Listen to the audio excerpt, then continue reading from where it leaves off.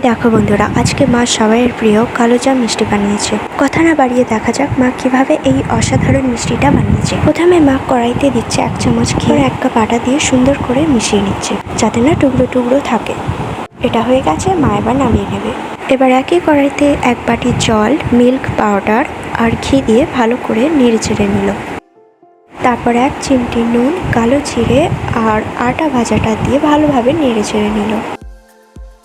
যখন এরকম হয়ে আসবে এবার মা নামিয়ে নেবে। এরপর এভাবে মা মুঠে নিয়ে গোল গোল শেপ বানিয়ে নেবে।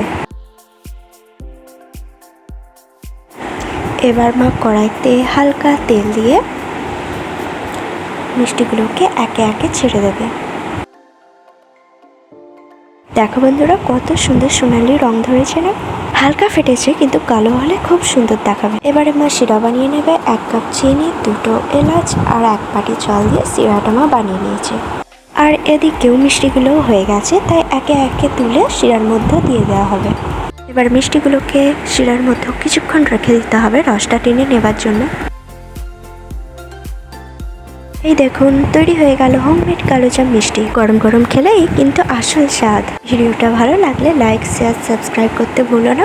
আর কমেন্টে জানিও তোমরা কবে এই মিষ্টি বানাবে।